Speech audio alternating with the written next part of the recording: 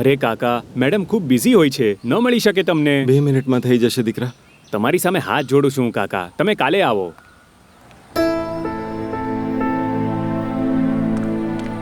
શ્રીકાંત કાકા, તમને મારું નામ કઈ રીતે ખબર? એ મારા પ્યુને કહ્યું.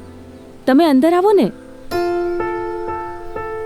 કન્સ્ટ્રક્શન કંપનીવાળા અમારા ગામવાળાના ખેતરની વચ્ચેથી રસ્તો કાઢી રહ્યા છે મેડમ. બદલામાં તેઓ જમીન આપી રહ્યા છે, પણ એ જમીન ફળદ્રુપ નથી. અમે ખેડૂતો માટે તો ખેતીવાડી જ બધું છે. ઉજ્જડ જમીન લઈને શું કરશું અમે? કાકા, તમે ચિંતા નહીં કરો, હું જોઉં છું.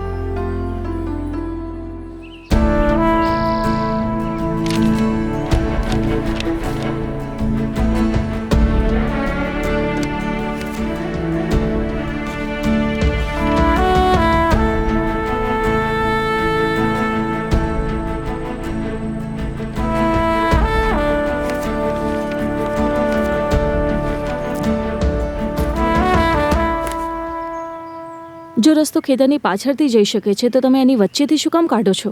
હું શું કહું છું, કઈ લઈ દઈને સેટલ કરી દો ને મેડમ.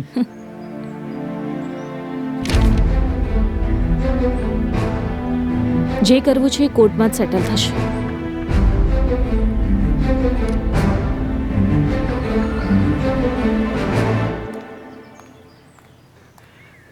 નમસ્તે. અરે કાકા, આ મીઠાઈ. અભિનંદન. હવે તમારી ખેતરની જમીન તમારી જ રહેશે.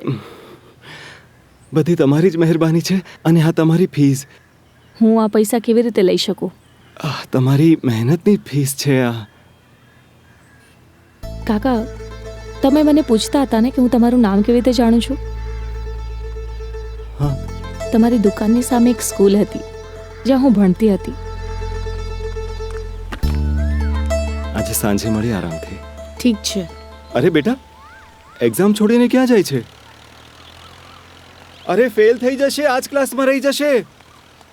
છોકરીને ટોયલેટ જવું હશે.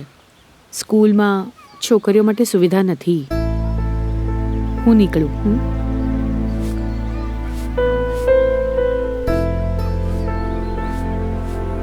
સ્કૂલમાં ટોયલેટ નથી પ્રિન્સિપલ સાહેબ. એક બાળકીની પરીક્ષા છૂટી ગઈ. સરપંચજીને તો લાગે છે કે સ્કૂલ ખુલી ગઈ એ જ બહુ મોટી વાત છે. ફાળો ઉઘરાવીને બનાવી લઈએ.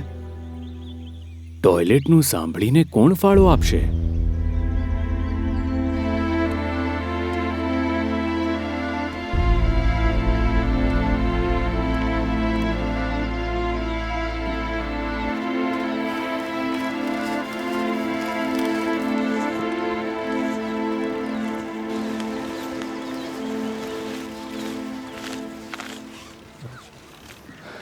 દુકાન વધારવા માટે મેં જે પૈસા બચાવ્યા હતા, વિચારું છું સ્કૂલ માટે ટોયલેટ બનાવી દઉં.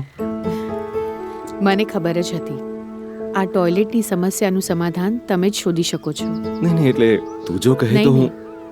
દુકાન પછીથી વધારી લેશું, હે ને?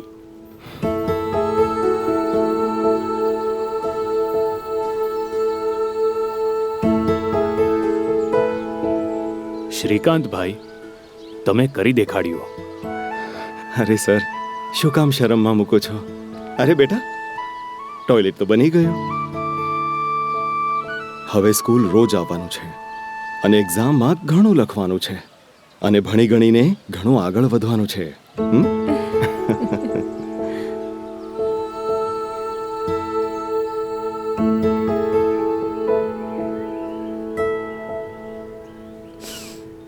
તમારા કારણે તો હું આ મુકામે પહોંચી છું કાકા. તમારા પાસેથી થોડી પૈસા લેવાય.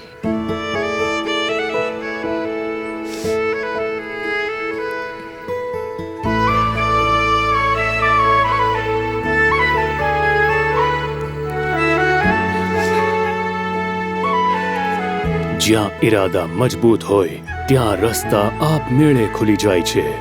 આવો, હિંમત, સાહસ અને અતૂટ વિશ્વાસ સાથે એક સાફ કદમ અમારી સાથે વધારો.